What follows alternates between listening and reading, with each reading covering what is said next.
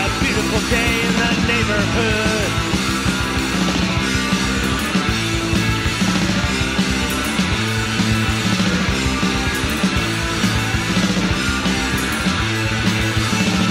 The sun is shining, flowers are blossoming, snotty little kids waking up their parents.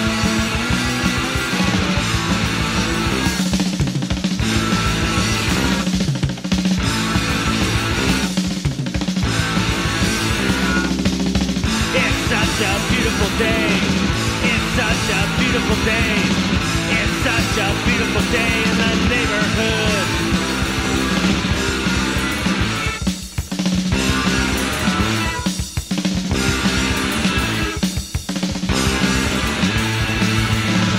The birds are chirping, lawnmowers cutting, barbecue burning, dead animals. It's such a beautiful day. It's such a beautiful day. It's such a fitting day. It's such a wonderful day. It's such a beautiful day. It's such a gorgeous day. It's such a happy day. It's such a beautiful day in the neighborhood.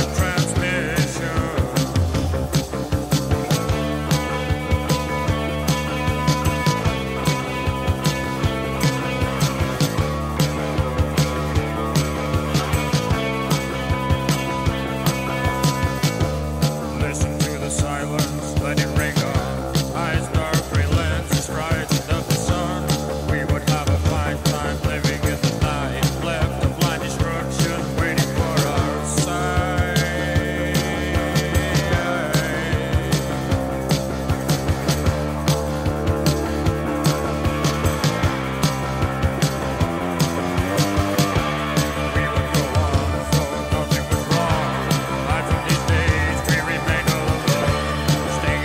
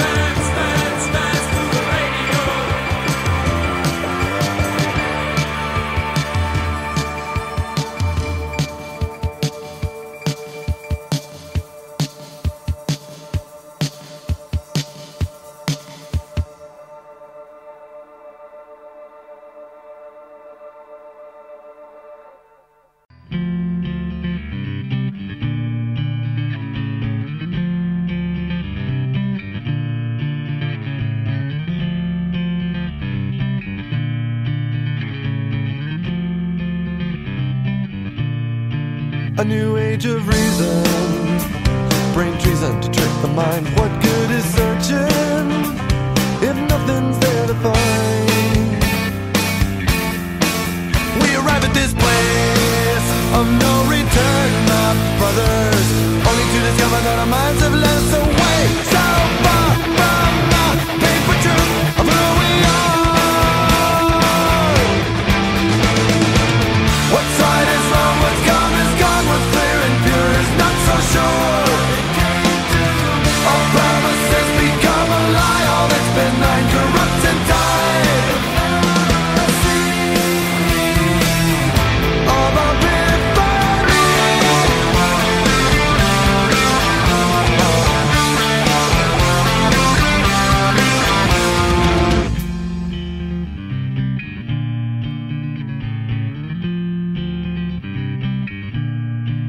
come forth, bear witness. See the profit from your loss, beg for forgiveness. Only after you tally the cost. We arrive at this place of no return, my sisters, only to discover that our values right off the ground are the show in the sea of what we could be. What's right is wrong, what's come is gone, what's clear and pure is not so sure. All promises become a lie, all that's been right corrupts and died. All the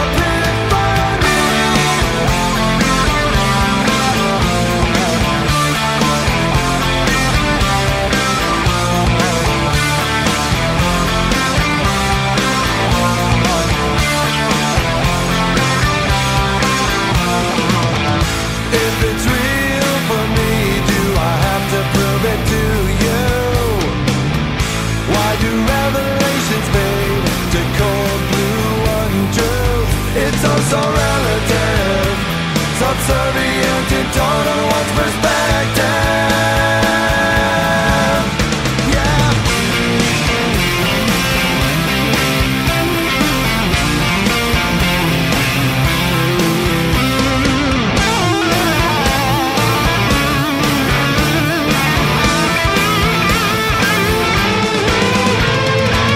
What's right is wrong, what's come is gone, what's clear and pure is not so sure. All promises become a lie, all that's been right corrupts and died. All the always failing me.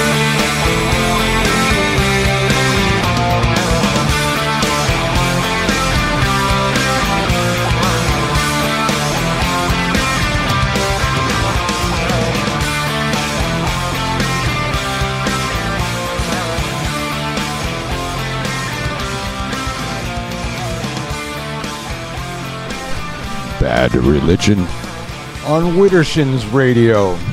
Radio for your spiritual side. A twisted approach to the left-hand path. And I am Michael with my right-hand emotional support clown to the right of me. Marta. And here we heard Anus the Menace, and I don't know what else we heard in there. Well, we heard 3 fucking songs. But, should I go into story time? I got to tell them a story.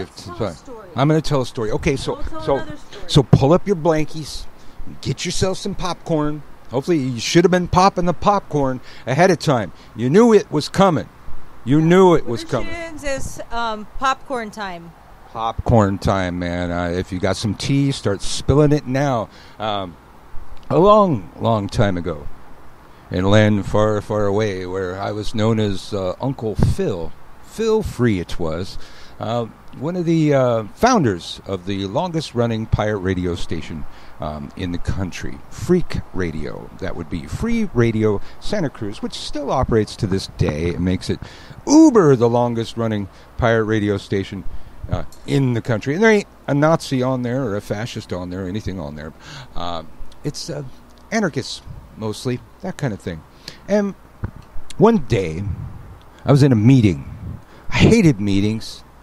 I just didn't go to meetings. I was a diva for a while. I just never had to go to a meeting. And somebody told me, "Hey, no, look, there's some shit going on. I think you need to be at the meeting tonight." Okay. There's really some harsh shit going on, and somebody's going to get their head lopped off if you don't go. And so I said, all right. Well, I think I knew later why they asked me to go. Your Uncle Birch and Phil Free were some headstrong motherfuckers. Didn't take a whole lot of shit, and didn't let moms rule him.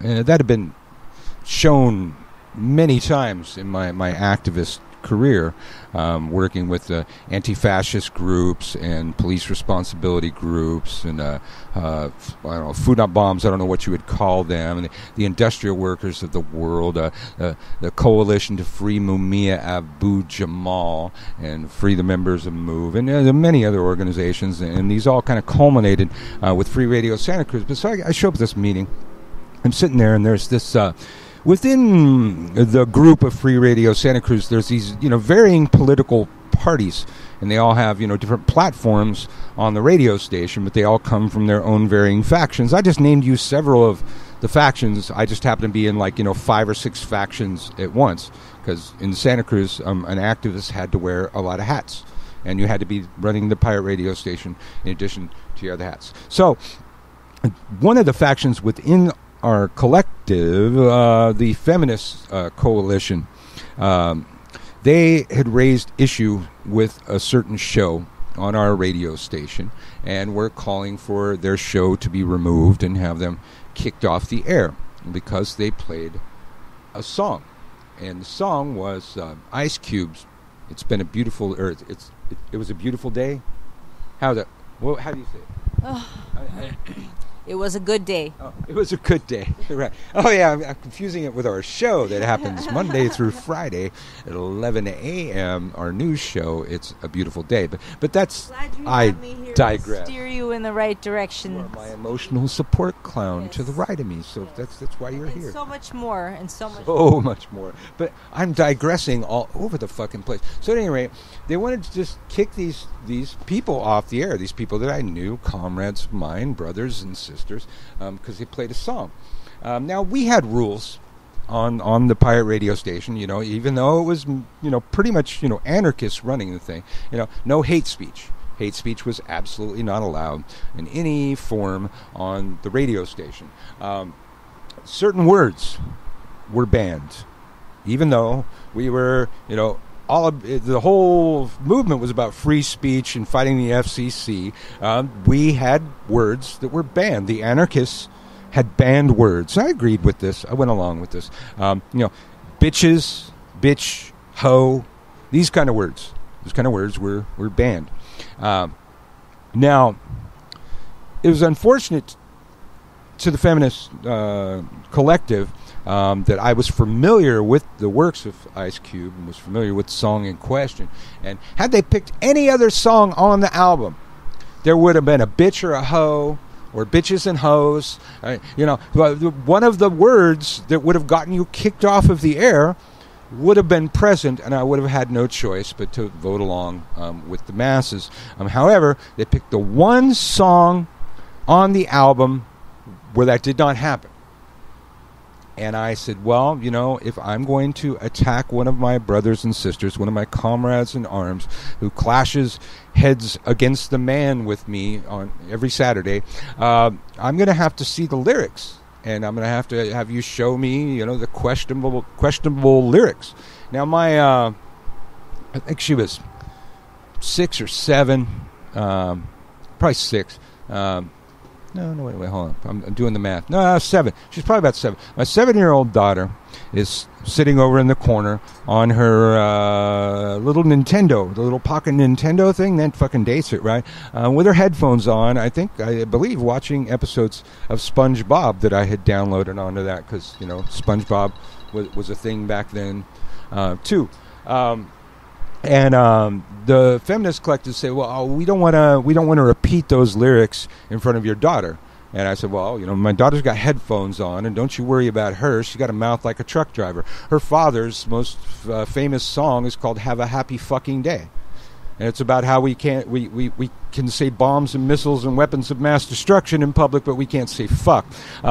It's a 10-minute song, so there's a lot more to it, but basically that's the synopsis. At any rate, they tried to deflect the issue like using my daughter as a prop. Now, this led to the next day, Phil Free being branded as a child abuser, which morphed into I was abusing my child, which morphed into one of these people from the feminist collective whose daughter went to the same school as my daughter, going to the principal of my daughter's school and telling the principal that my daughter was having sex behind the basketball court. Now, first of all, there was no place behind the basketball court that was out of sight. You know, this is after we'd had school shootings. We don't have things like, there's no bleachers anymore. Okay, it was fucking. It was like the person never looked at their own fucking kid's school. First of all, second of all, my daughter's 7 fucking years old now. Uncle Birch did get an early start, but not that fucking early. And I didn't think my offspring would get that early a start either. But this is how fucking ugly these people turned immediately. They came as a mob, and they kept it up as a mob, and it got worse and worse and worse. The accusations made against me, the things said about my child, attacks upon my child. And as most of you know, if you know Uncle Birch, when you attack Uncle Birch's child, well, now you've got a serious fucking problem. So go ahead. Well, the thing that really upsets me about this is that you had to go to your daughter and ask her certain questions about certain activities that she probably didn't even know what the hell you were talking about, and you had to ask her those questions, whether or not it was true. At 7 years old. Not something I was expecting to, terminologies I was not expected to discuss, but, you know, people were threatening cops and accusing then they started accusing my daughter of molesting a younger girl. It was the ugliest fucking thing anybody's ever fucking been through. But the thing that most didn't count on, and they didn't count on, even though they should have known because I had a reputation, by now, whether you want to call me Phil Free, whether you want to call me Uncle Birch, whether you want to call me Michael Carell, all of those people are tenacious motherfuckers. And once they got a hold of your leg, they're going to gnaw it off. You will not get away. You will not fucking force this kind of shit or force me to be involved in this kind of behavior. I will not join a fucking mob. I asked for logic, reason, evidence. The feminist collective refused to provide it. I showed up at the next meeting with the evidence, with the lyrics. We could find nothing on there that said, well, what about that thing where my Jimmy runs deep, so deep it put her ass to sleep? And I said, well, my interpretation of that, and I think most people's interpretation of those particular lines, is that the female in question who had sex, what do we call it, by will, you know, she chose to have sex. The sex was so good she fell asleep, which I was always taught was a good sign. You know, if you have sex with somebody and they pass out afterwards, you did your job. There was a comedian that said that, you know, if she wakes up and, you know, wants to start going over the taxes, well, you got some more fucking to do. I don't even remember who that comedian was, but that was some fucking words of fucking wisdom. So, you know, Ice Cube goes out with this. There's this woman that paged him. This dates the fucking call in the middle of the night, and he wants to go see her because she can go all night. Well, most women can. You know, as a man, you know, a man that can go all night, that's a little rare. But at any rate, she was willing. She was nothing in there to indicate she was underage. Two people engaging in willing sexual activity, apparently having a good time, and doing since biblical times, y'all. And he didn't even have to use his AK, and hence it was a good day. It was the worst song to try and make that case, but they chose that song to try and make me join a mob to attack my brothers and sisters. I won't do it under any circumstances. I don't care what kind of buzzwords these people are throwing, you know, fucking child abuse and shit out there to try and whip up a mob. And it didn't fucking happen. And it got ugly. And Uncle Birch had to go scorched earth. And I'm not going to talk about that, but we did Scorched Earth, and Scorched Earth got her off of my fucking kid's back, and nobody was going to my kid's principal telling them that my kid was having sex behind a basketball court, and nobody ever called my kid a fucking child molester, and nobody ever bothered my fucking child again. And I'd do it again. Now, I tell this story to illustrate a certain point. Now, we're going to talk about a great many things, and the least of which I'm going to talk about is this first thing, because it's so fucking stupid, it's not even fucking worth giving it too much time. But with regard to the Sarah Ann Lawless getting the Montreal Black Flame gathering canceled. Now, Sarah Ann Lawless would like us to believe that she merely pulled out of a festival, and this caused a bunch of uproar. That's never how it happens. Not how it happens on Sarah Ann Lawless's page or any of the pages that she's on that are all populated by the same people. Several pages where they just form mobs and just attack people, and it's pretty much their social life. That's pretty much all they do. And I knew that going in. A friend of mine was being slandered on one of her some support page, and I was, slightly being slandered. I was called Warlock Light and that kind of shit, but it wasn't really that big until until I stuck my foot in there and fucking got involved. They came for a friend of mine, and I got involved even though that friend wasn't me, and then they came for me, and I'd fucking accused of all these things. Let me lead up to this part. There was, when Sarah Ann Lawless flounced from the Montreal Black Flame event, I don't really even know fucking anything about. Oh yeah, well we'll talk more about those ones, but I want to touch on this first one and then move on to other fuckery. When's it gonna be my turn? Yeah, well I'll let you turn. I'm still in story mode. I have to. This is this part's about me. You didn't do shit. What? Okay? You're not letting me do shit. You're totally dominating the No, I'm not saying you didn't do shit on Widdershins. You didn't do shit in the internet community to garner any crap. Exactly. But yet we'll be talking about the crap that you received anyways. Yeah. At any rate, there were two men at this festival that were accused by Sarah Ann Lawless of being white supremacists, white nationalists, Nazis, for lack of a better word. One of these people, Marta, had heard of, and we had a book of his on the shelf, and she ran over. I've been Facebook friends with him for, 5 years. What's his name again? Should I say? Yeah. Craig Williams. Yeah. So, because I want people to look things up for themselves. I don't want people to be a mob.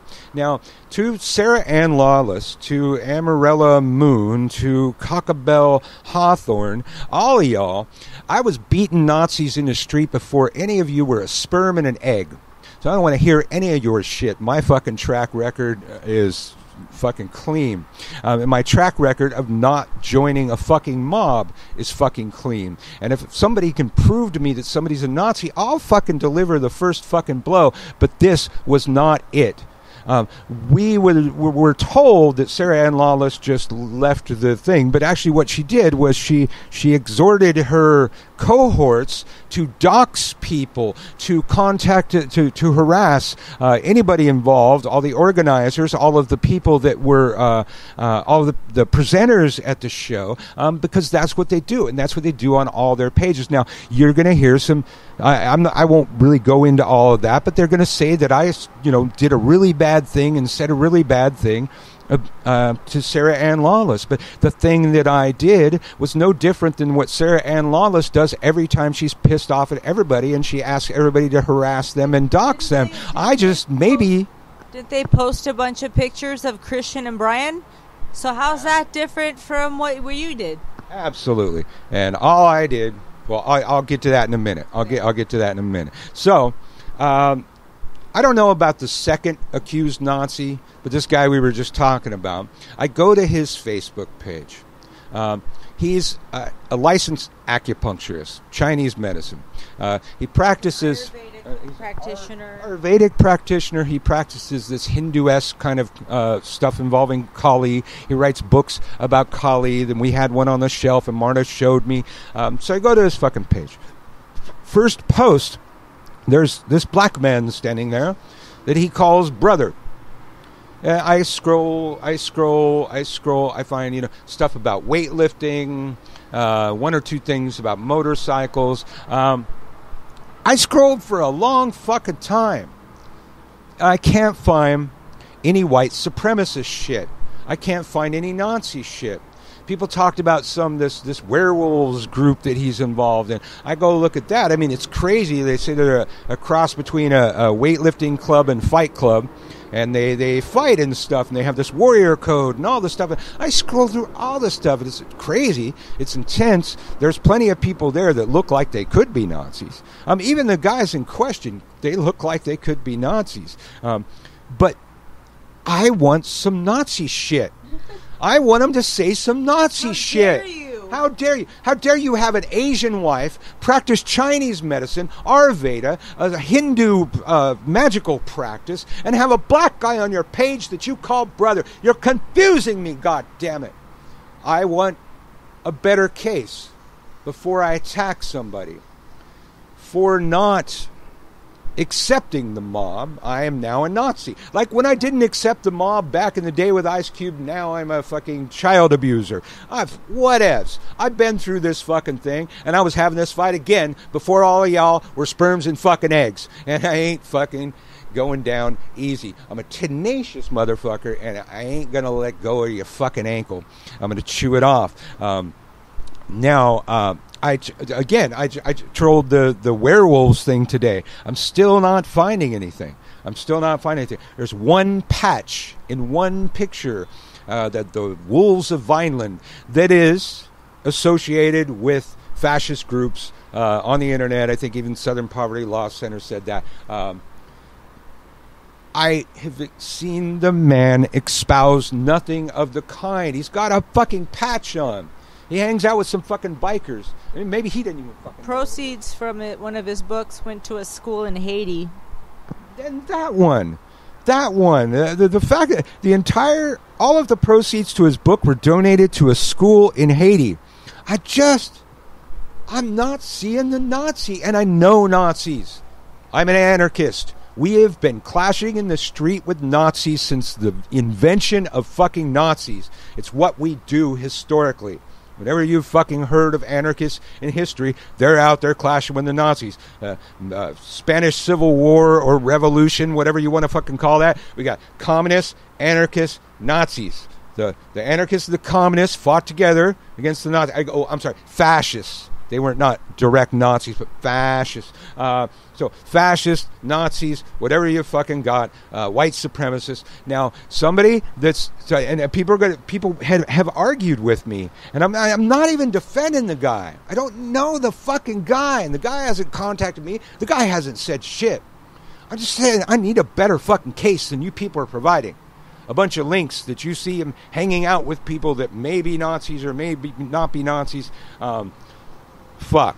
I've got pictures of myself with a top hatter, a 1%er biker club that's very white pride and very white leaning, and the guy was probably a white supremacist. He was definitely a Trump supporter. There's pictures of me at pagan festivals with this dude.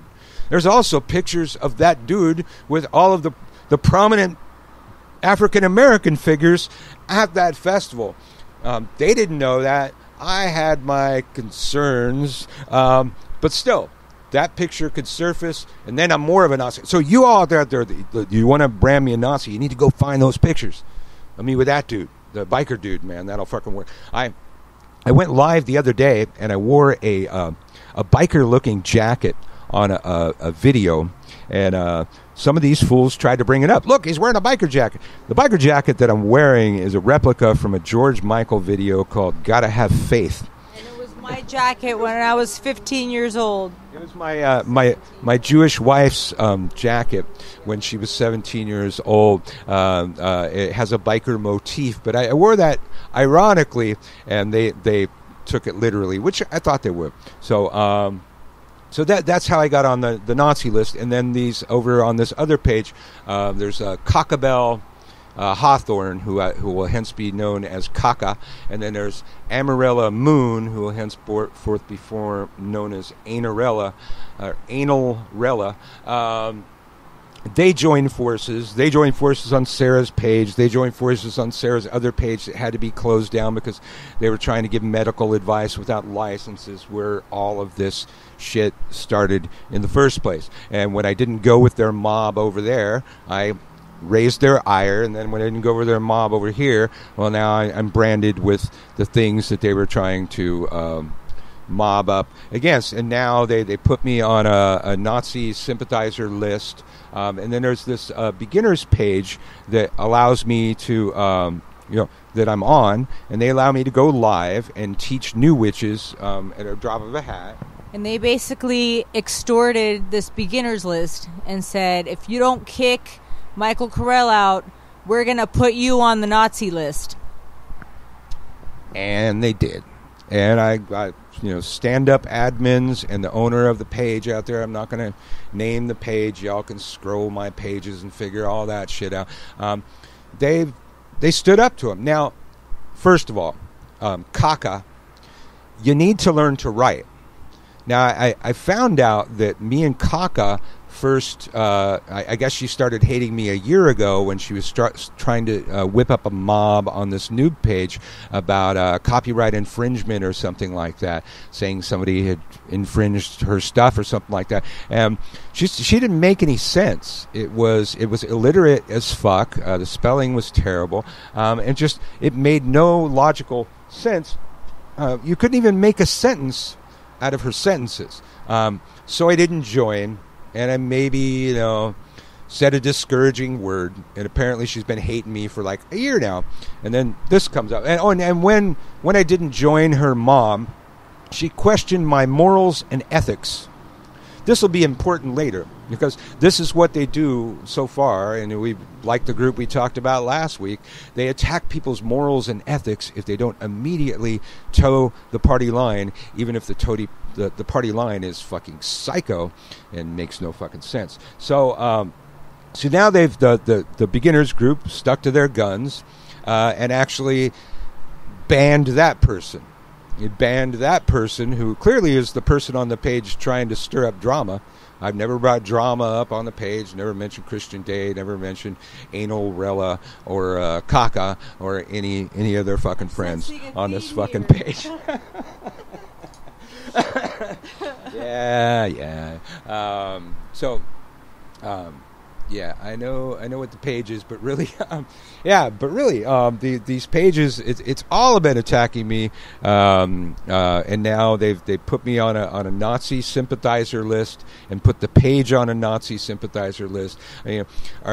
Are these the kind of people you want as your leaders? I don't know, man.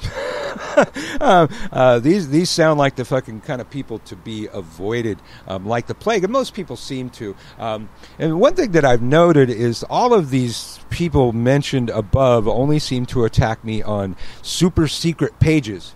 Super secret pages that I always receive screenshots from that are not that secret.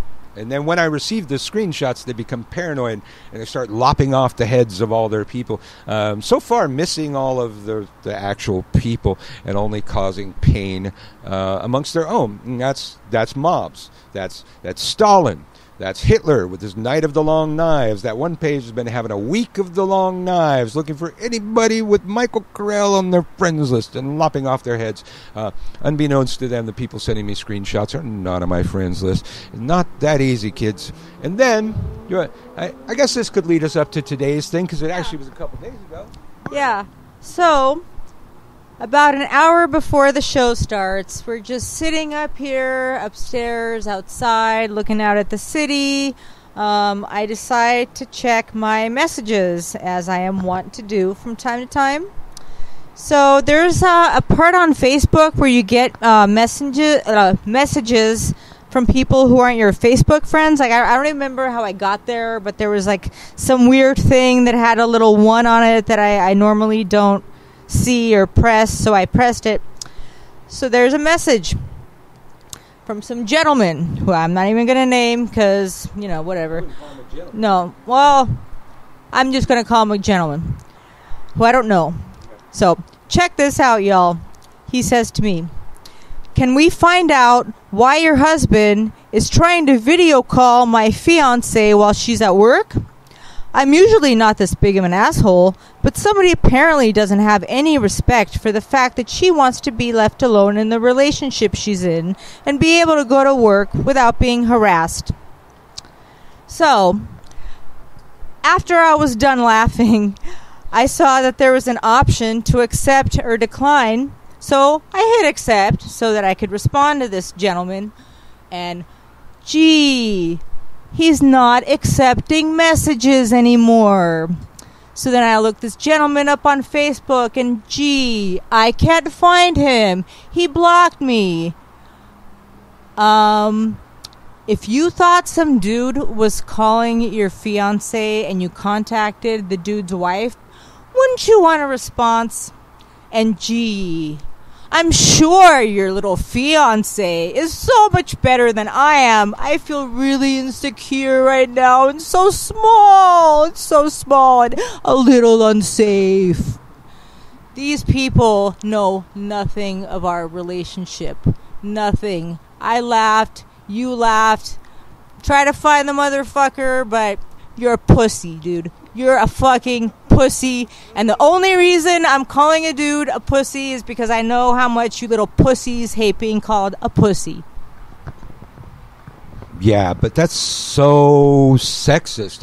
As you know, Yep. a pussy can take a pounding. Oh, dude, I know. Can push out a baby.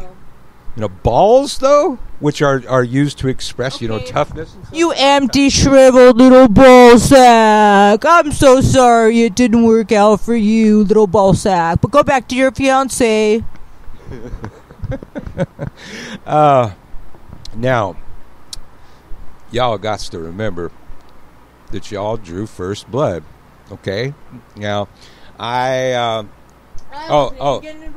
the thing that led to me being called a Nazi sympathizer is I expressed a great deal of anger. I probably went off a little bit, but I was pretty angry. And I know to stay away from the keyboard when I'm angry, but I won't really take it back.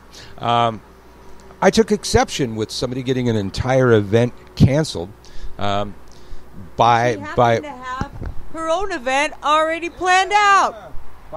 by forming a mob. And it wasn't just because she left the festival. She exhorted her cohorts to harass them, to dox people, like this entire thing started that somebody on my show was accused of doxing somebody. Well, Sal over there, she does that all day, every day.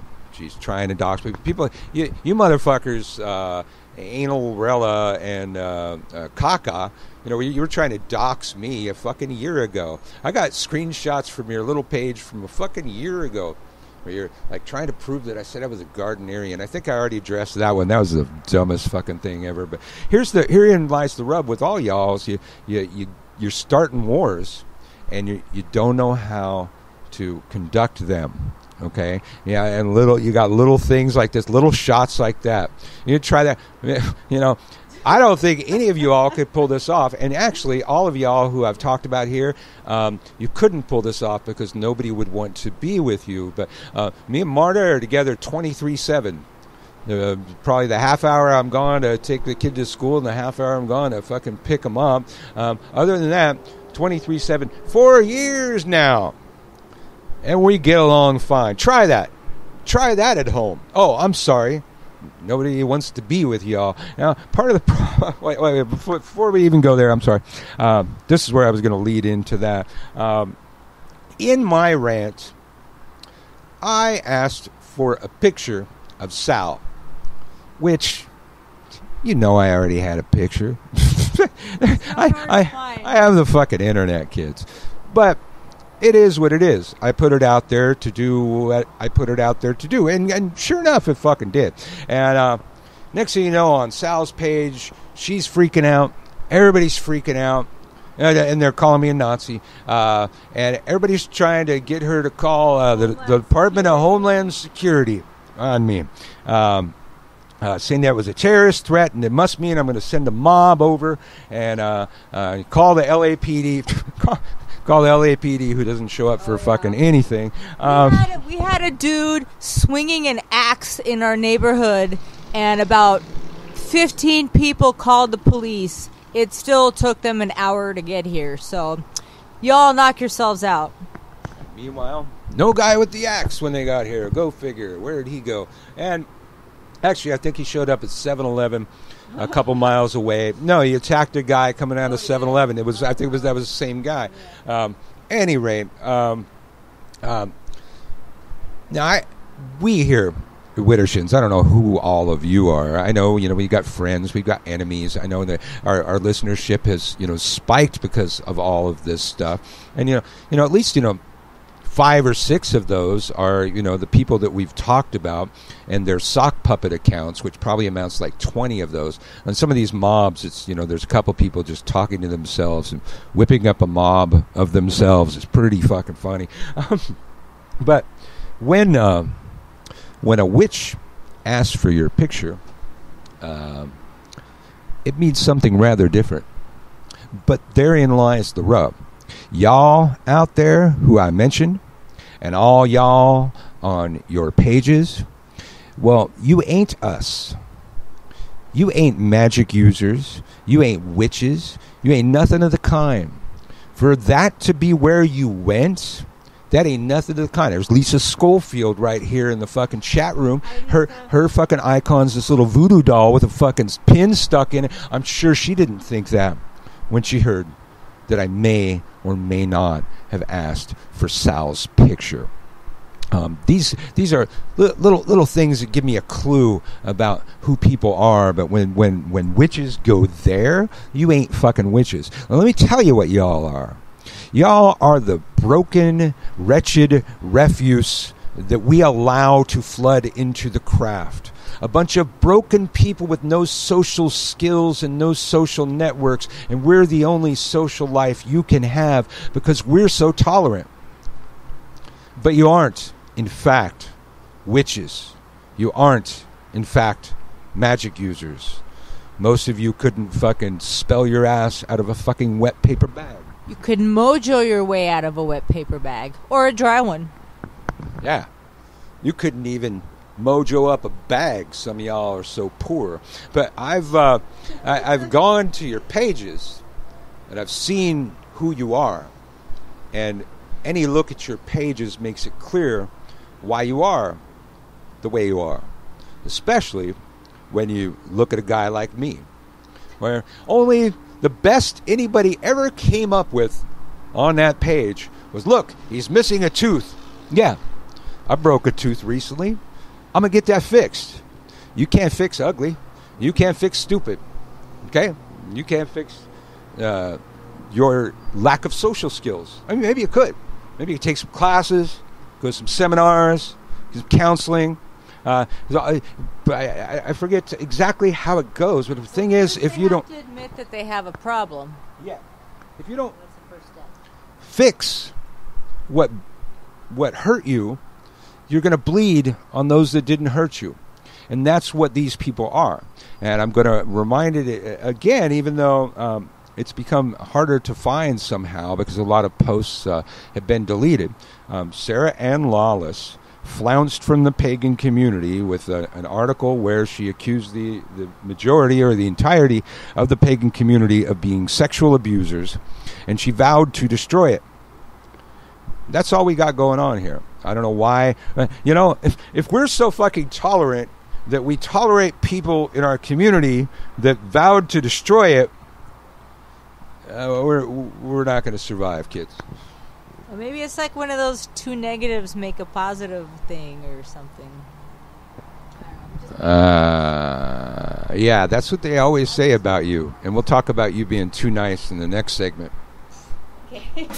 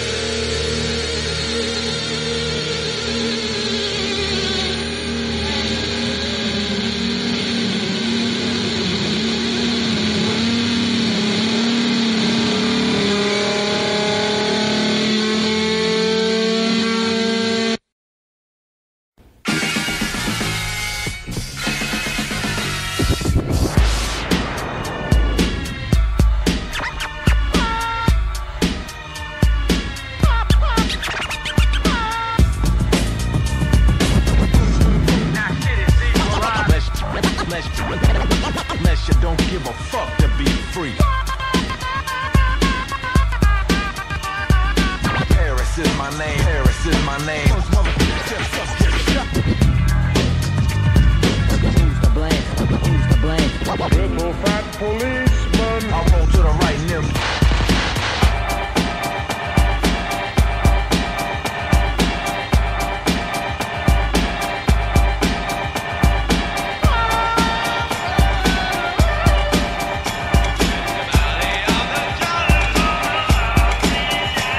From the depths of hell, they was felt from all the fire and pain as they rained on the brains of black men. Culture bandits, they planned it but never thought that they would get caught, let alone by a black man. Take and rape, shape your brain and claim that what's ours is theirs, so you fear the white race and hate and never think about the fact we built it all. Got you thinking all the black can do is crawl, so you lose when you choose to be duped. No truth from Bush and Duke, play the flute I shoot, cause I ain't never gave a fuck about a skunk. But some brothers wanna go out like a punk. Now they fade creams and contacts. Used to be black, so I'm skinning and kinda acting extra false facts to back to genocide. It ain't no wonder the strong black man's died. Make way for a panther, right? Make way for a panther, right? Make way for a panther, right? Make way for a panther, yeah. Make way for a panther, right? Make way for a panther, right? Make way for a panther, right? Make way for a panther, yeah. Bam, catch a nosebleed.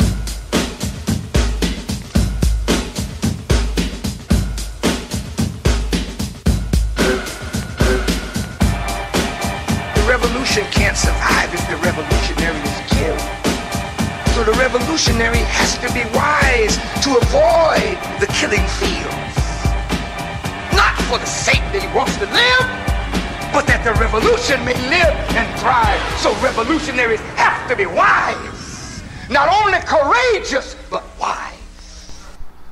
Paris on Witterson's Radio. Guy, we got some funny shit coming up. Don't you fucking walk away, man. This is going to be fucking epic. But before all that, I just wanted to mention that, you know, based on all of the stuff that's been going on, we've gotten rating spikes on all of our Facebook pages, the YouTube page, Spreaker, iHeartRadio, Tumblr, fucking, I don't, all the fucking, there was like 14 places that we were.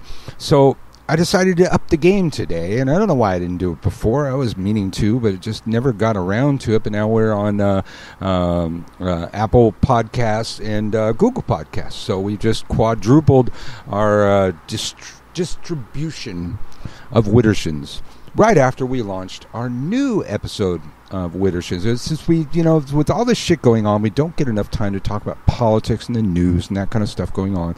So we just decided to start our own show. If you don't know about it, the morning show. It's called It's a Beautiful Day. Subtitle, Coffee with the Corrals. We don't really use the Coffee with the Corrals all the time, but that's what we were going to call it. But it's a beautiful day. It goes with our theme song that we use for both shows. And we do the news and our own, you know, brand of humor. And this is the best way to deal with the news is to listen to us rant about it in, I don't know, the afternoon, probably the afternoon for some of you people. It's still the morning for us. It's 11 a.m.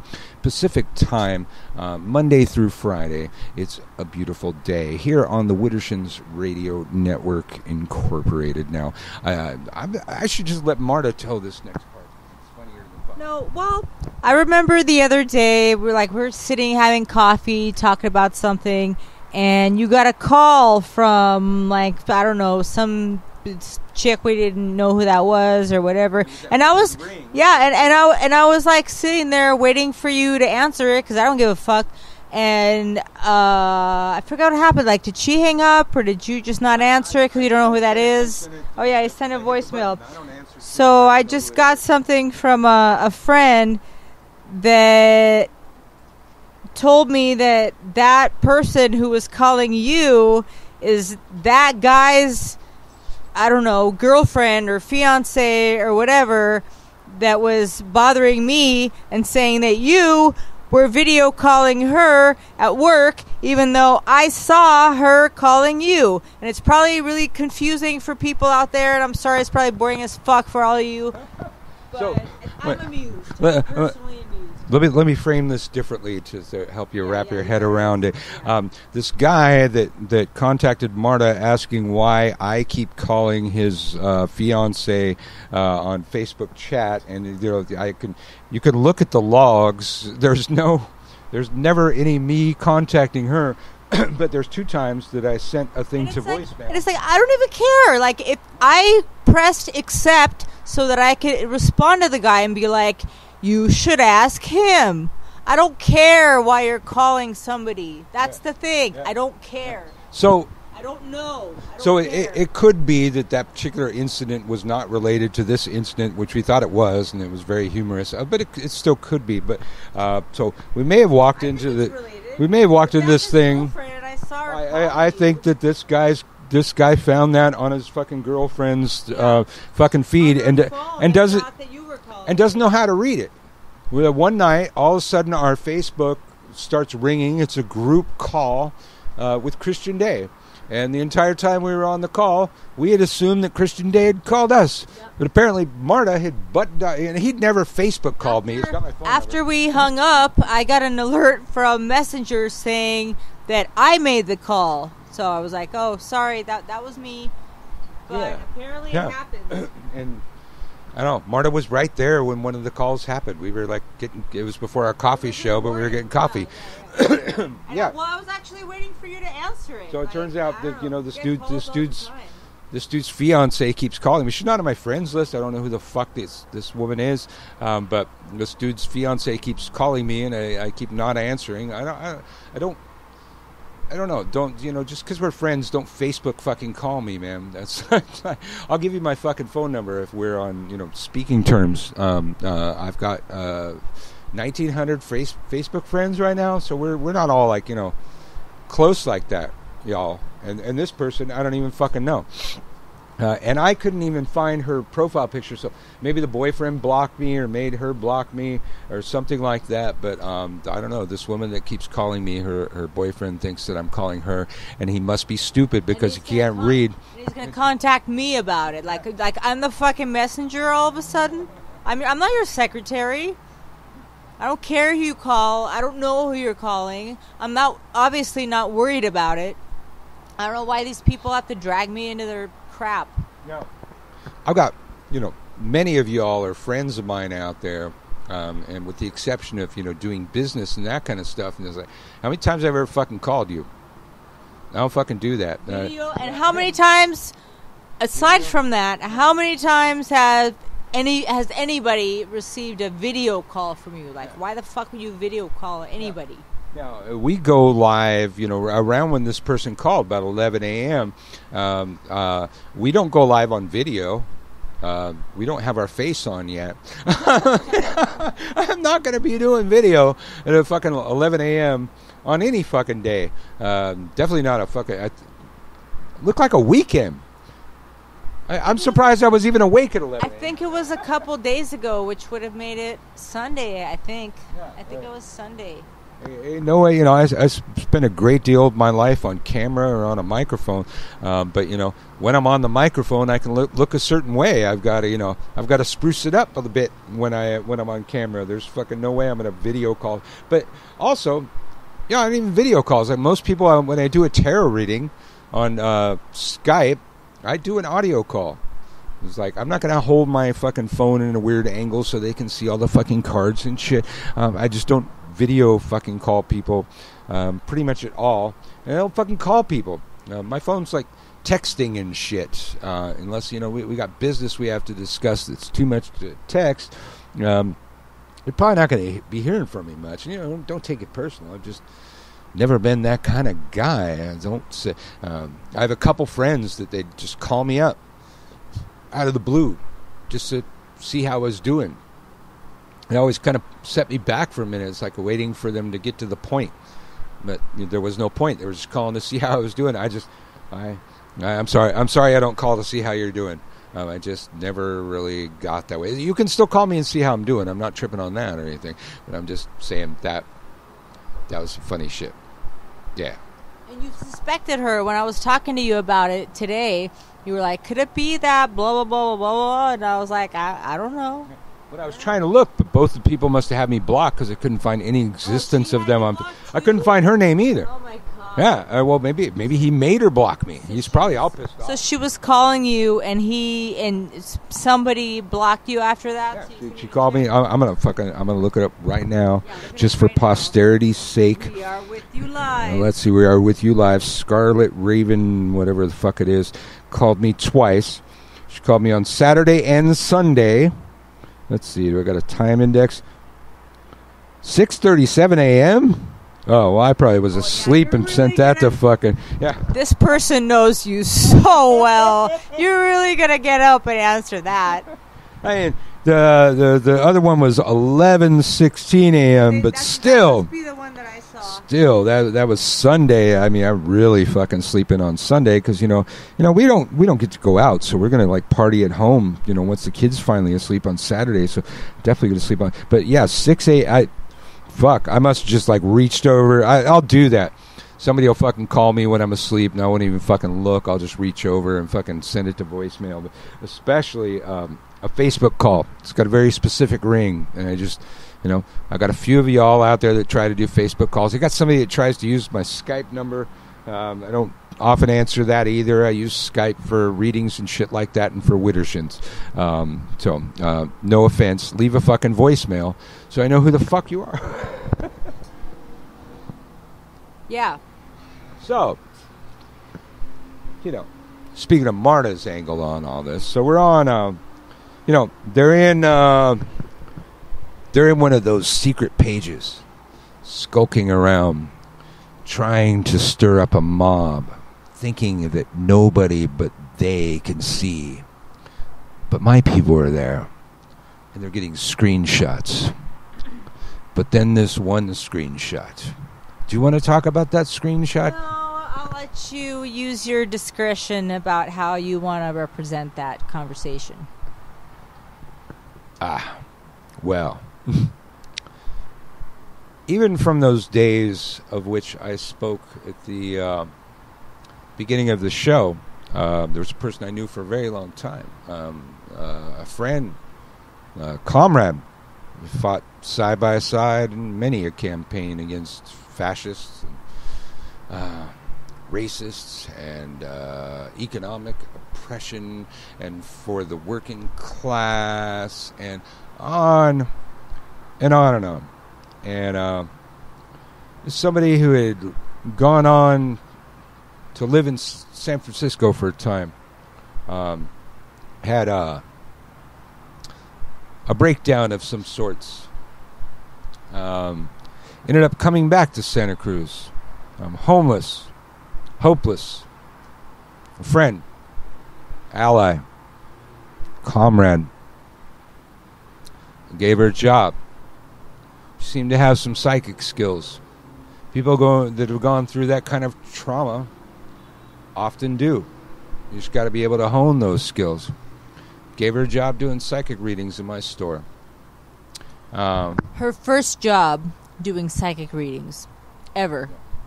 Her first job doing psychic readings. And when we left Santa Cruz, I set her up with a job at another place. It was my recommendation that landed her the job. At the other place, to not, we were leaving. I want to leave her high and dry. This person, spent most of their time being hopeless and one step from homeless. And we gave her my vintage Austrian bike before we left, after we left Santa Cruz, because we were leaving Santa Cruz. Yeah.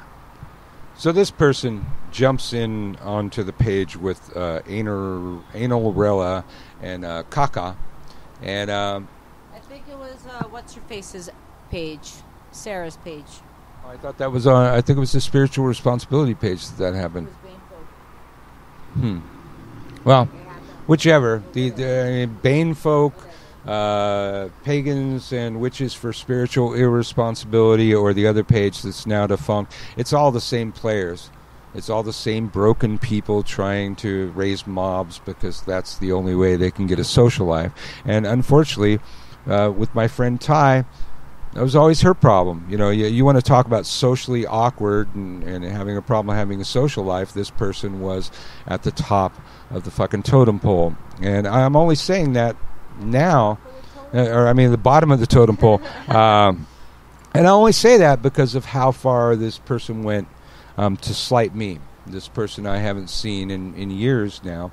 And I left her and the Santa Cruz pagans with an entire tradition that most of them are still just trying to follow to this day.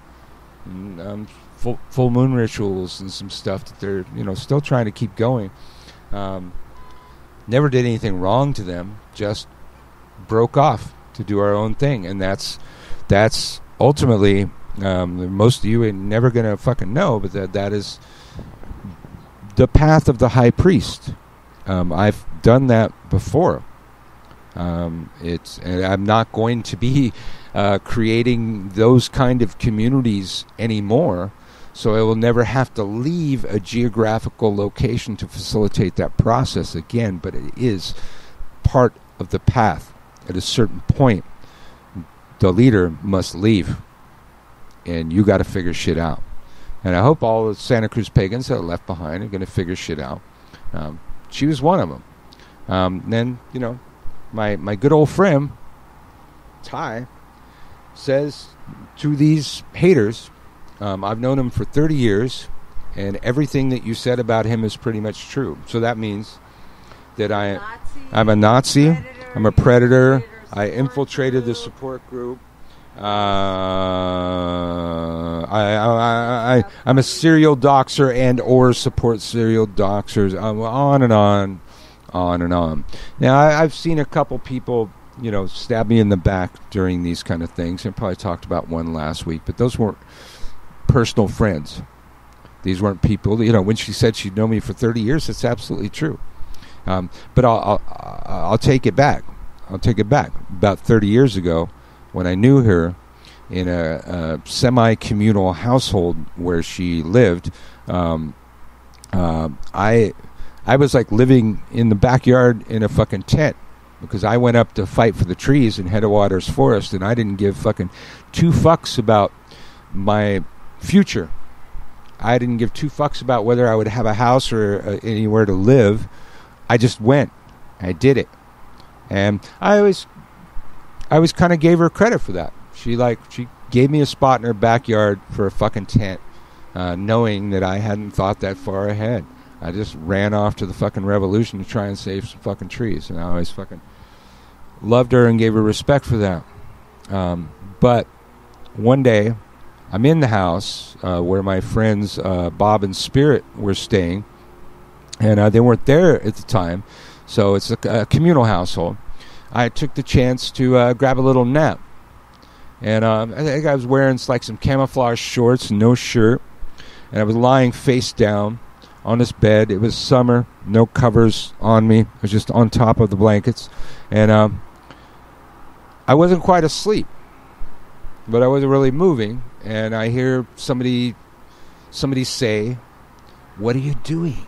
What are you doing?" And then I hear my friend Ty's voice, who apparently is standing in the doorway, staring at me, say, "If I can't have my heart's desire, I'll at least look at it." And she can deny it all she wants. That's what happened. I'm sorry, that's kind of stalker shit right there, dude. If a guy fucking did that, it'd be a whole fucking different story. But that was the thing. So, again, my friend Ty, 30 fucking years, was attracted to me for 30 fucking years. And, there was a time where I was polyamorous, and we've talked about that on the show. I was quite busy as a heterosexual pagan male that ain't bad looking. My dance card was fucking full. And sure in the hell wasn't going to put Ty on it. Sorry about that. Maybe I had certain standards, but that doesn't really add up because there was plenty of times those standards didn't apply.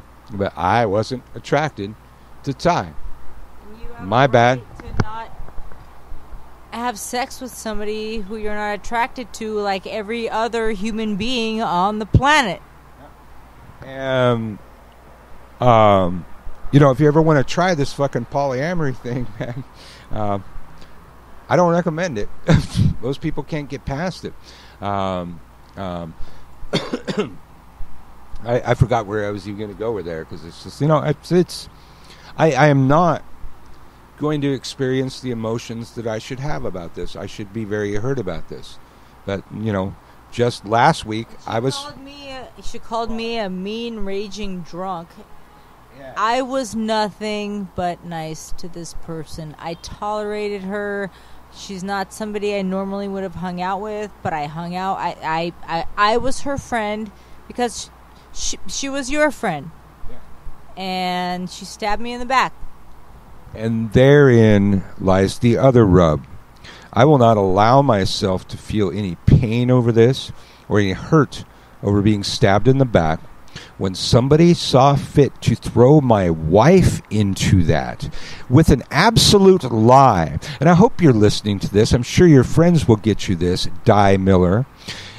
That was an absolute lie. You have never seen Marta a raging drunk, a raging mean drunk. Marta does drink. It's, part of her, her people's thing. She's fucking Russian, okay? They can fucking swill vodka better than all of us and fucking drink us under the table. But Marta's never been a fucking angry drunk. Marta's a happy, silly drunk. And me, she also said that about me. She really regrets losing me to the booze. You never fucking lost me to any booze. I drink a few beers, and I've never been fucking drunk in front of any of these people, because as soon as I get past, as soon as I start to slur, I take a nap. I'm never a raging drunk. I'm never a fucking drunk. Nobody's ever seen me fucking fall down. Nobody's ever seen me fucking stagger. But I do drink me some fucking IPAs.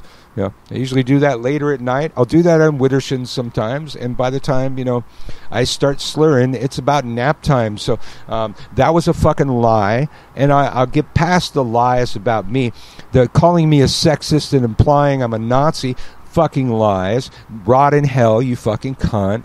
But for the thing that you said about Marta based on absolute lies, may you rot in the worst of possible fucking hells.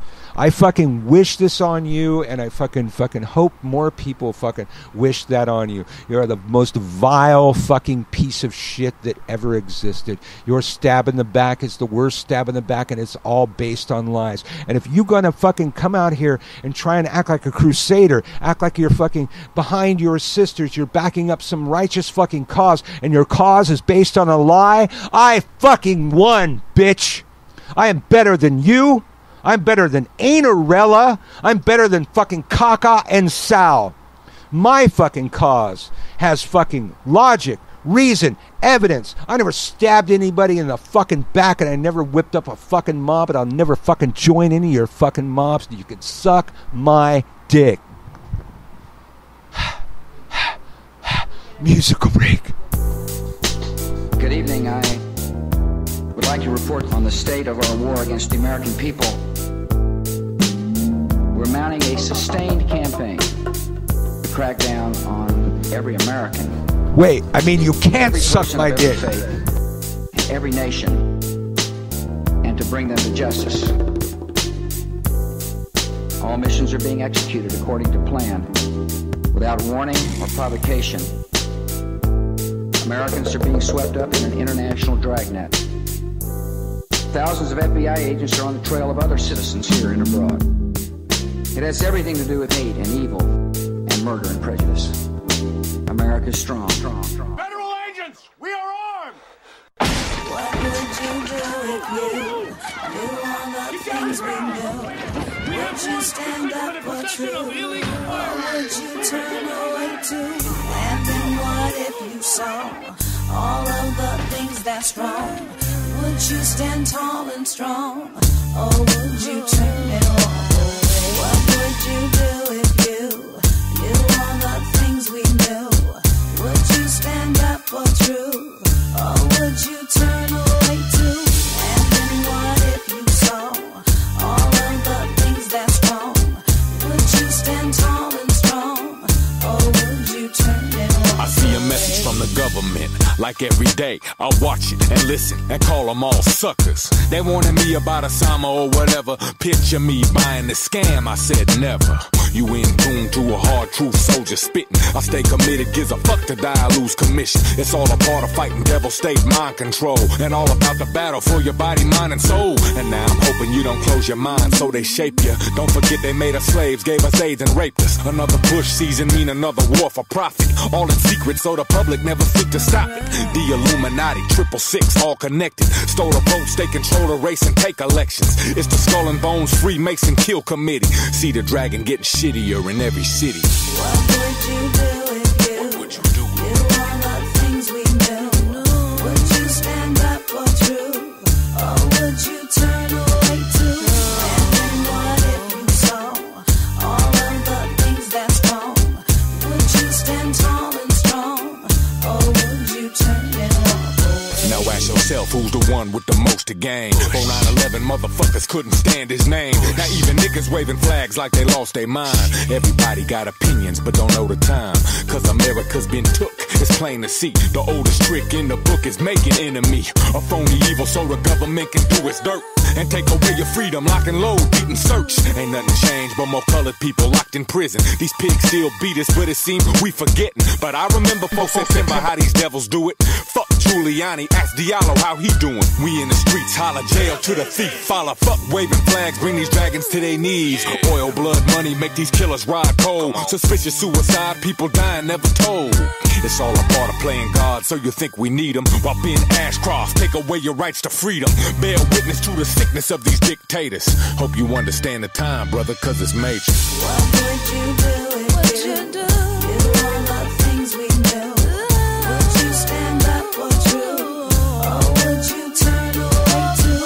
And then what if you saw all of the things that's wrong? Would you stand tall and strong, or would you turn and walk away? So now you asking why my records always come the same. Keep it real, ain't no fillers, motherfucker blinging. Mine eyes seen the glory of the coming of the beast. So every story, every word I'm saying, fuck peace. See, you could witness the Illuminati body count. Don't be surprised, these is devils that I'm talking about. You think a couple thousand lies mean shit to killers? Nigga, I swear to God, we the ones, ain't no villains. Or any other word they think to demonize a country. Ain't no terror threat unless approval rating slumping. So I'ma say it for the record, we the ones that planned it. Ain't no other country took a part or had their hand in. Just a way to keep you scary so you think you need them. Praising Bush while that killer take away your freedom. How many of us got discovered but ignore the symptoms? Niggas talking loud but ain't nobody saying shit. And with the 4th Amendment gone, eyes are on the 1st. That's why I'm spitting cyanide each and every verse. I see the Carlisle group in Harris bank accounts. I see them bleed the 5th each and every session now.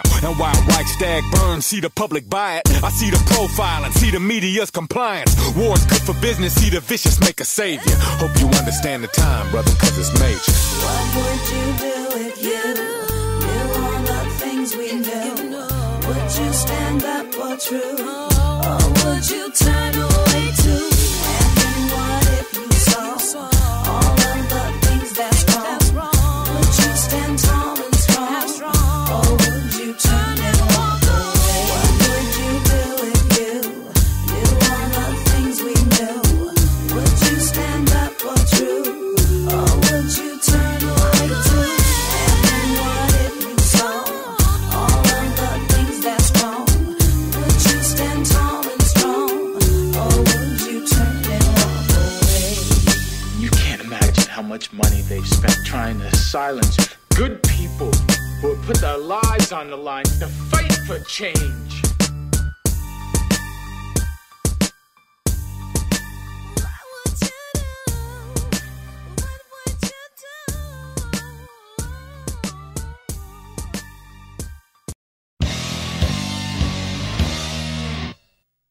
Warning.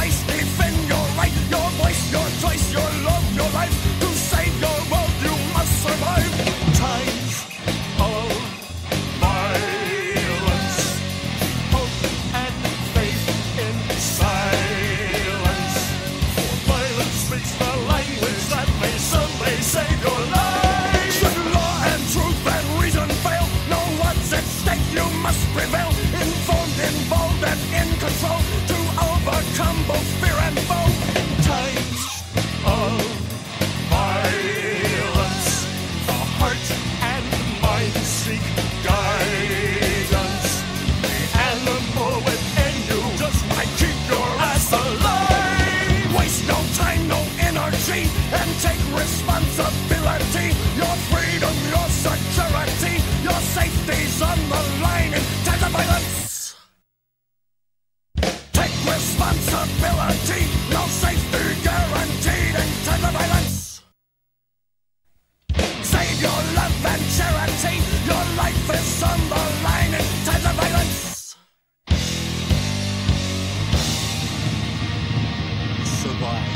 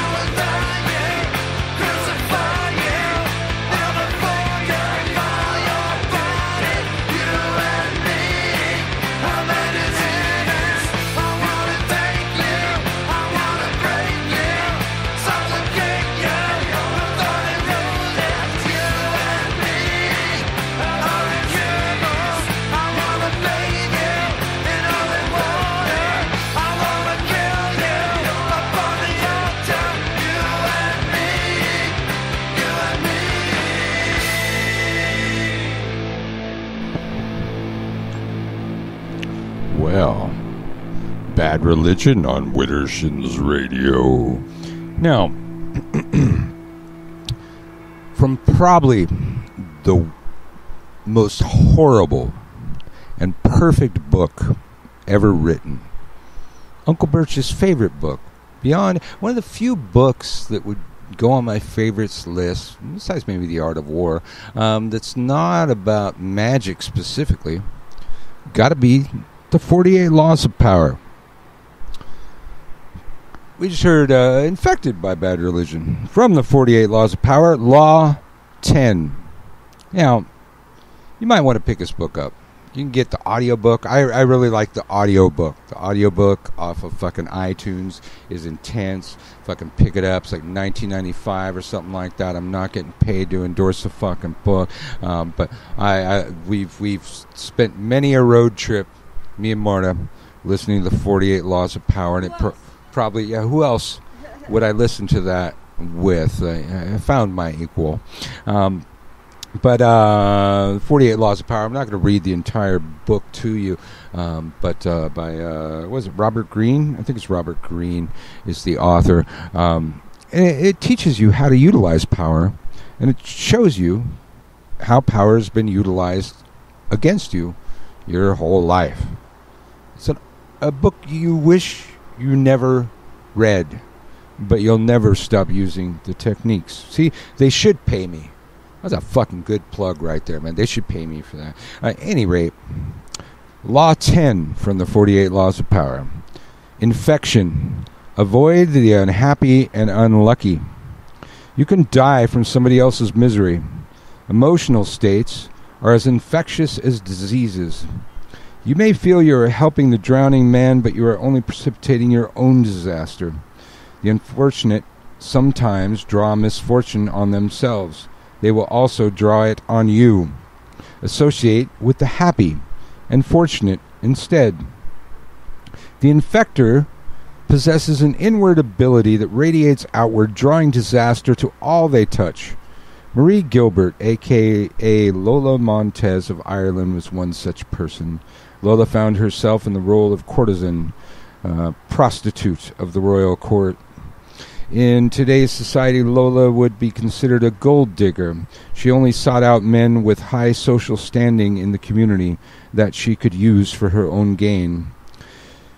Once she would have her hooks in these men, their slow demise began. One of her victims was King Ludwig of Bavaria, who felt compelled to help Lola. Yet once he was warned of the dangers of his affair with her, he could not seem to resist Lola's aura, and almost found his once peaceful country in a state of civil war. It was not until then that the king finally ordered Lola to leave, but a month later, after the King Ludwig was forced to relinquish his throne. And in the 48 Laws of Power, they go on to, tell, the other places that Lola went to, and she brought the demise of every man she came into contact with.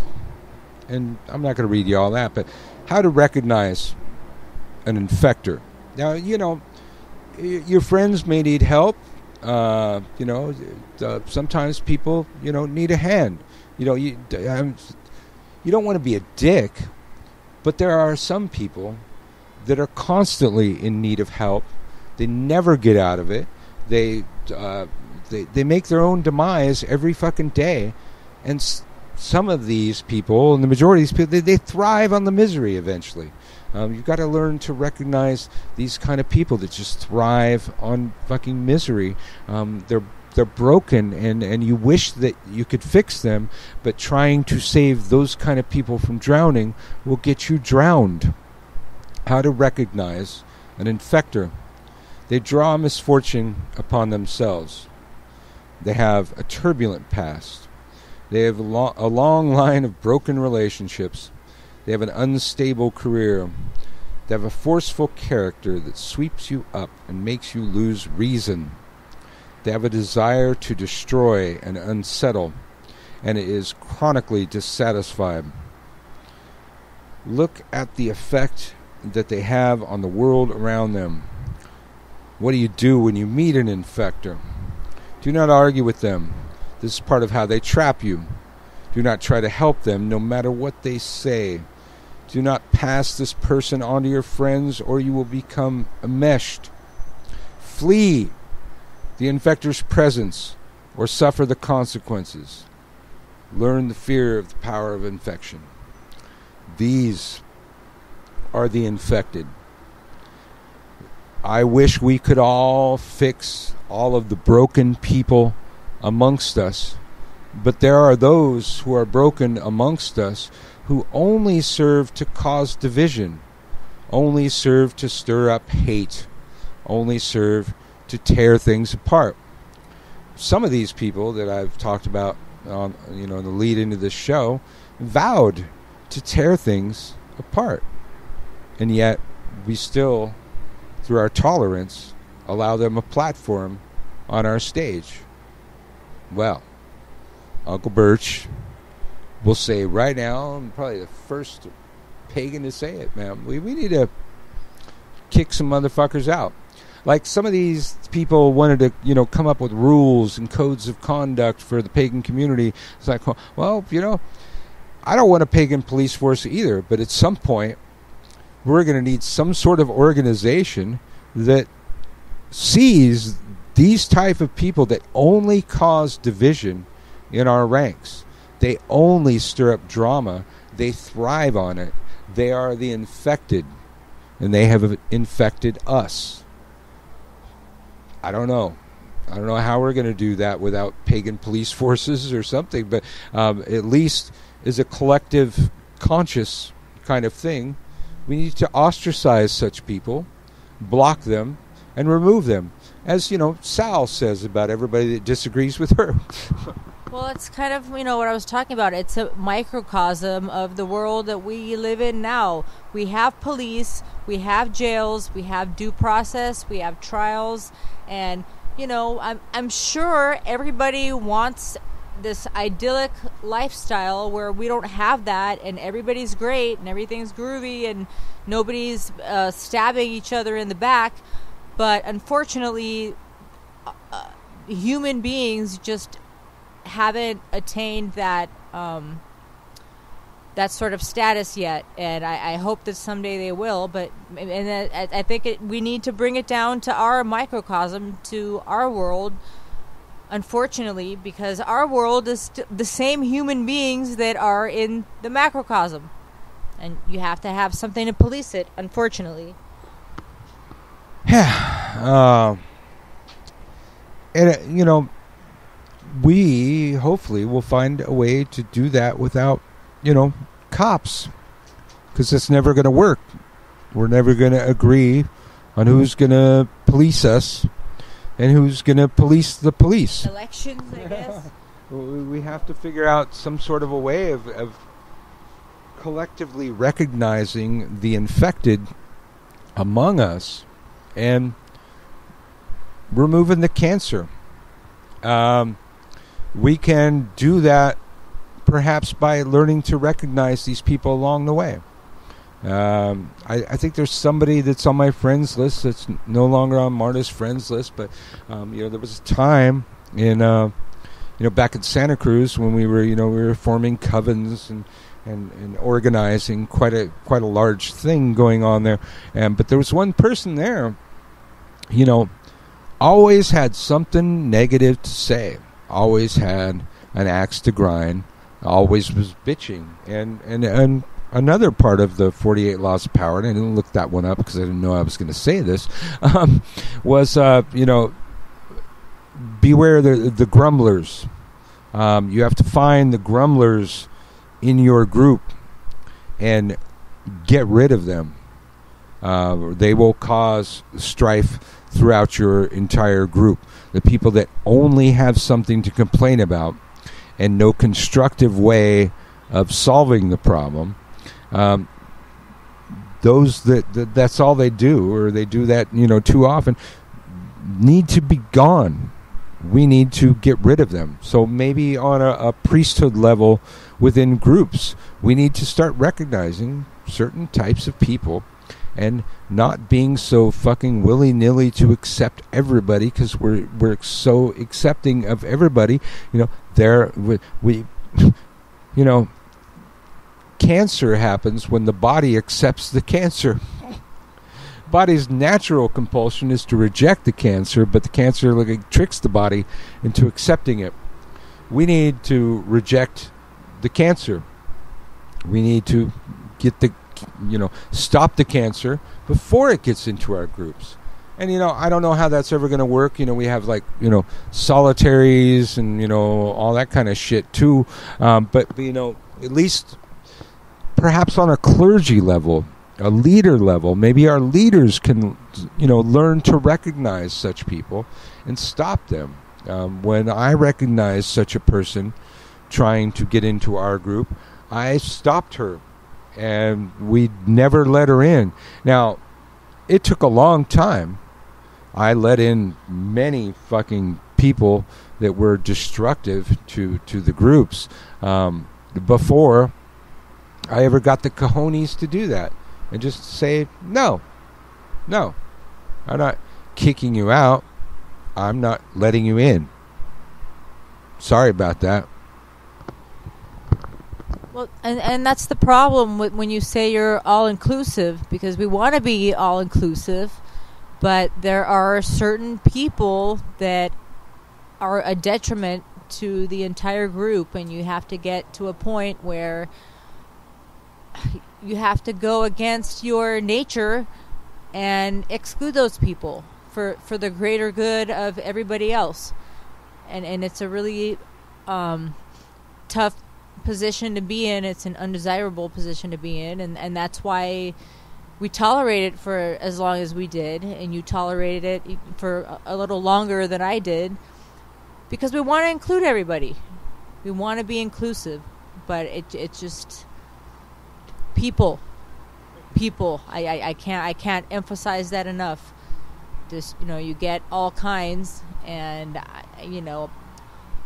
don't know what these people's life stories are, what their environment was when they were growing up. I mean, it could be like a 1,000 different reasons why they are the way they are, but you get to a point where enough is enough, and you just can't let those people poison the environment anymore.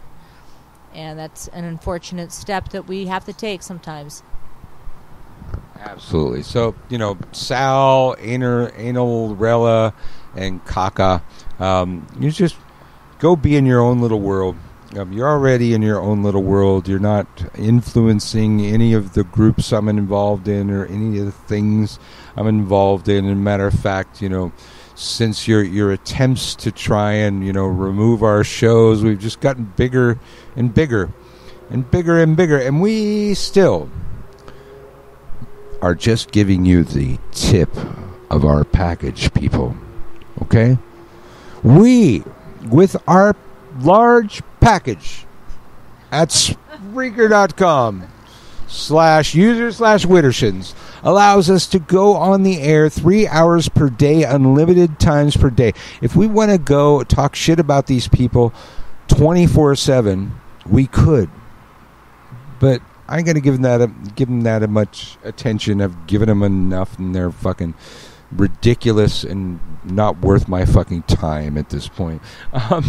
But if there was news or something going on, or you didn't know that we started a new daily show, you wouldn't know it if you didn't follow.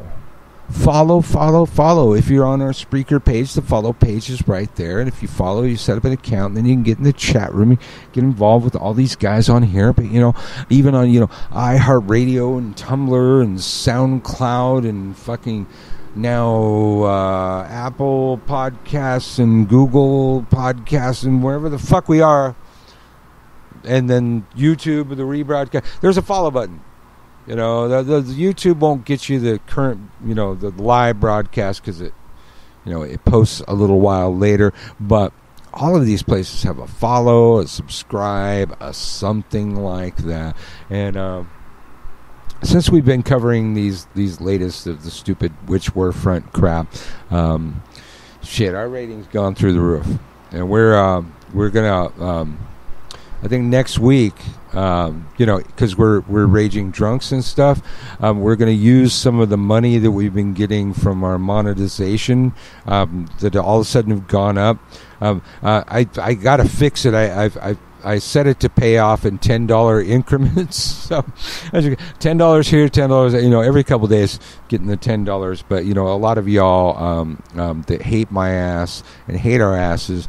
Well, you're gonna fund our next drinking show where we're gonna spend the money on some booze, and then we're gonna take the rest of the money and we're setting it aside to a fund to get a better mixing board and 2 microphones, because me and Marta kind of just been sharing a microphone this whole time, and we've got these shitty plugs that screw up all the time. We're gonna thank y'all for hating on us or loving on us, but the ratings are up, and that's going to afford us some better equipment. We'll be sounding, better and better. Didn't you do something today that expanded us to other? Yeah, I've been meaning to get around to that and just haven't done it. But with the spike in the ratings on all of our pages in the show, I finally got around to sending us to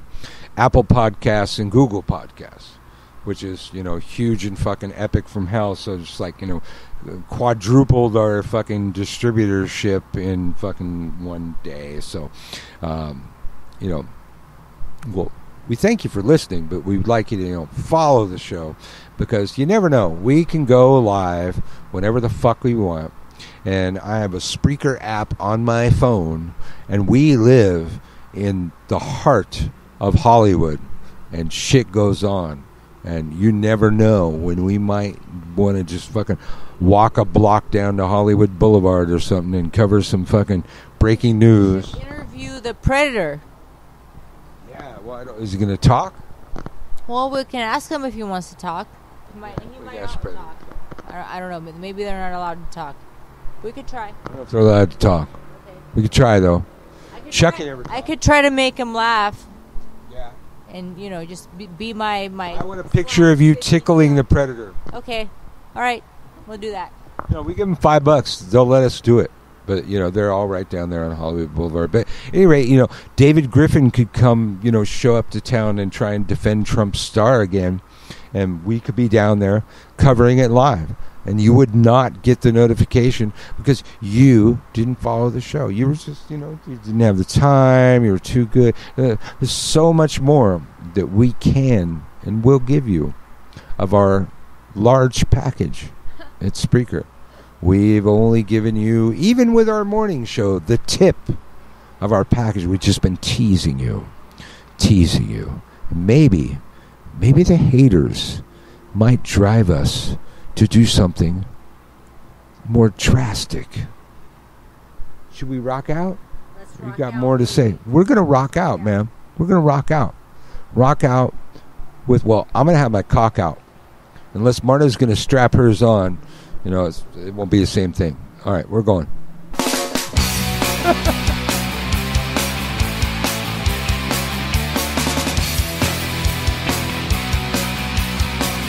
Long ago in a dusty village full of hunger, pain, and strife, a man came forth with a vision of truth and the way to a better life.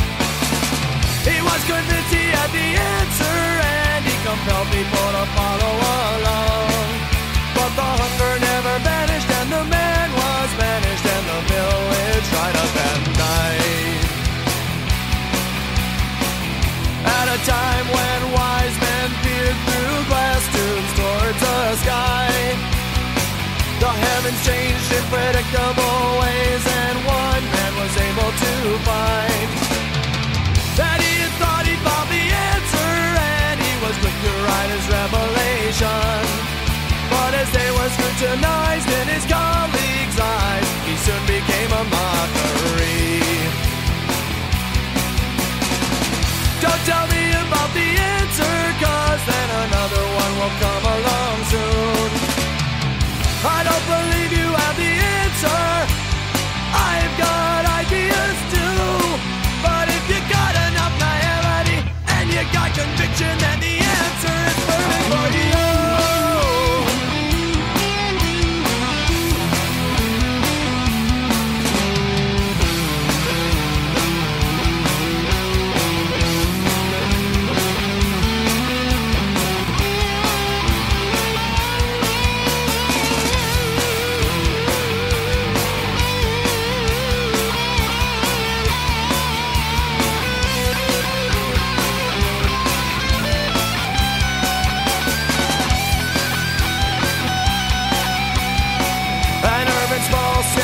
working on his discharge, overwhelmed by industry.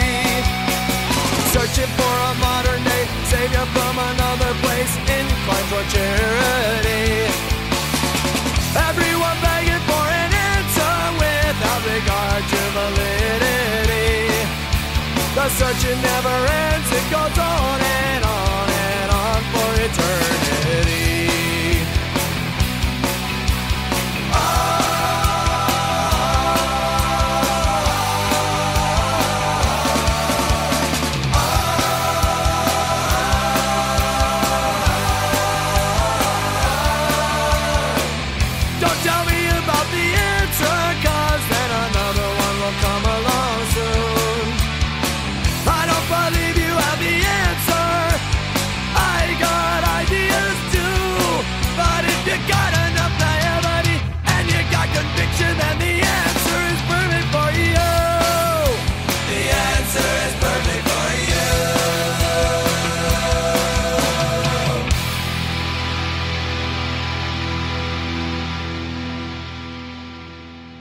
Front Street in Santa Cruz. Hey, everybody, have a happy fucking day, all right?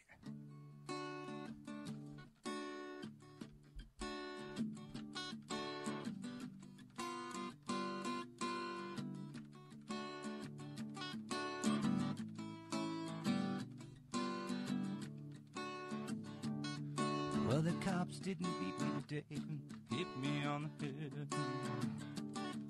Well, the cops didn't kill me today for all the shit I said. And I got 32 minutes and 47 seconds of free speech and counting.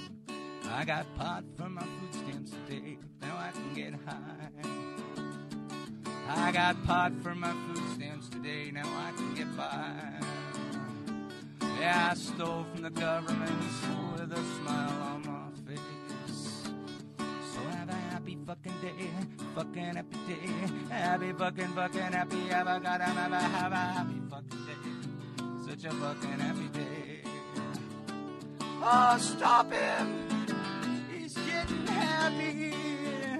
Well, for 10 years I had the cops come by to have a little discussion. Won't you know? Every day the same discussion, around and around we go. Where it stops, everybody within 3 blocks seems to know. He said, in America there's some things you cannot say. In America there's some things against the law to say. Other things, there's laws requiring you to say them in certain places in certain times when required by certain authority figures. Like you can't shout fire in a crowded theater. You can't shout fire in a crowded theater. You can't say you're going to kill the president. You can't say you're an Al-Qaeda operative. Oh, but there was another big one. Oh, what was it? Never say the word fuck on the radio. No, he said if you say the word fucking radio, it's like saying fucking public. And you can't say fucking public, goddammit. And if you was to fucking say the word fucking public just one more fucking time, I'm gonna give you a fucking citation for violating section 415 of the California Penal Code, which clearly reads, subsection 2, using language in public likely to provoke. Language in public likely to provoke a violent reaction. 415, subsection 2, disturbing the peace of something. So apparently the word fuck is likely to provoke a violent reaction. I said, you know, officer, I don't really feel violent when I say the word fuck. Sometimes it's a fluffy, happy thing. Sometimes it's a frothing, breathing thing. Well, sometimes it's a panty, grunty, sweaty, smelly experience. But you know, I still don't feel violent about it, even though when I'm all sticky in the morning, getting the hell out of there, I don't feel violent about it. So I'm going, you know, officer, I'm thinking that maybe you and me have a different conception of the word fuck. You know, maybe it's the way that you fuck. Maybe it's the way that I fuck, but you know, somebody seems to be getting it fucking wrong. Happy fucking day. So I was trying to think about the words restricted in our language. And then he cleared it up all for me. He said it like this.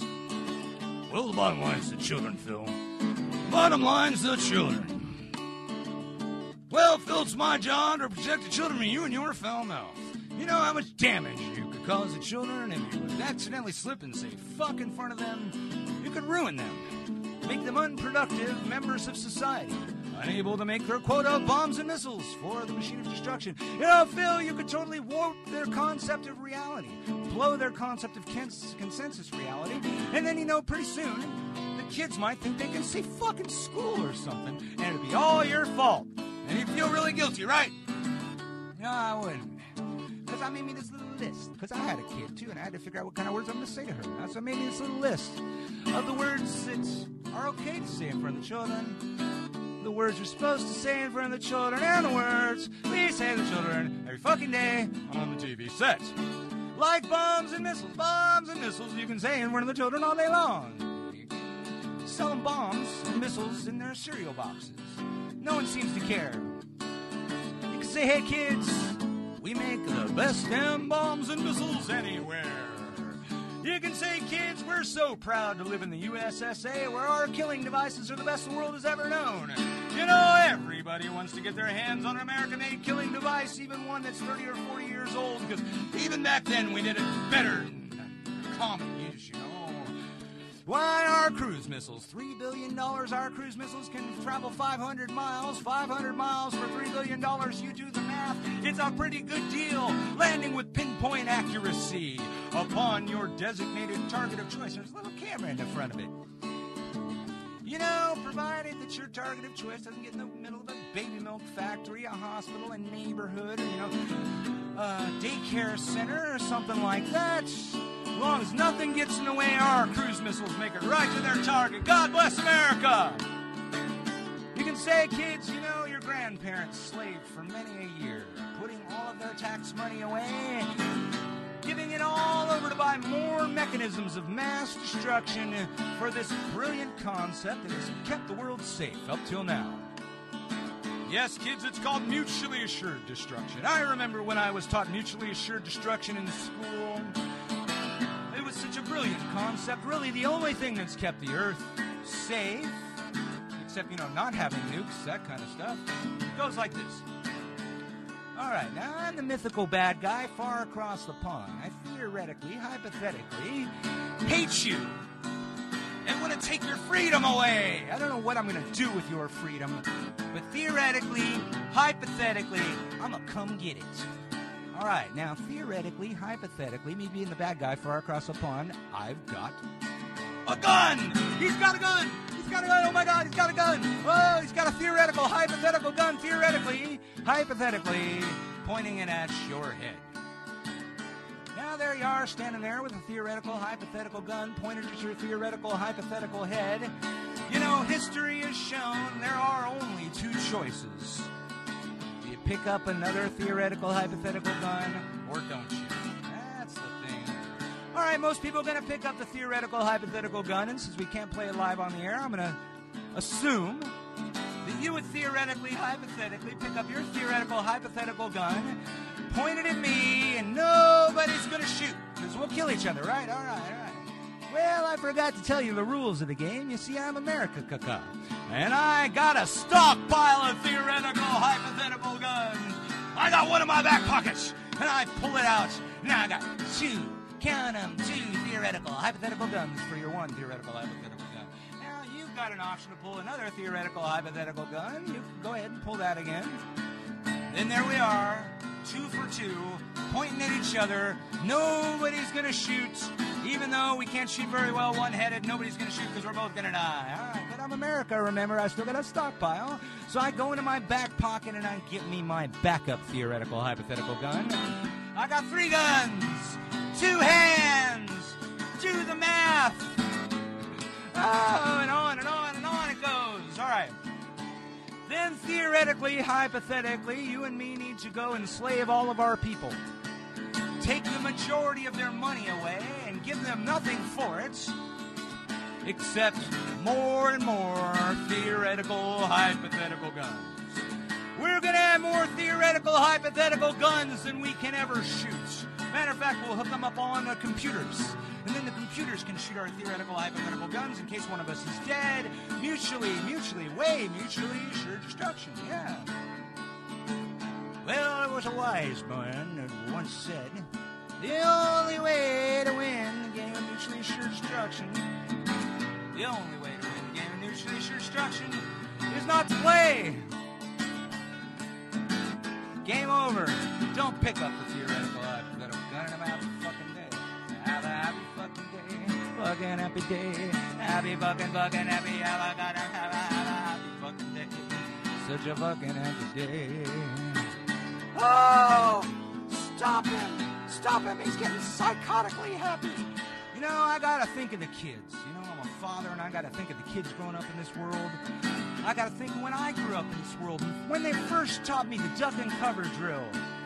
Anybody old enough to remember the duck and cover drill?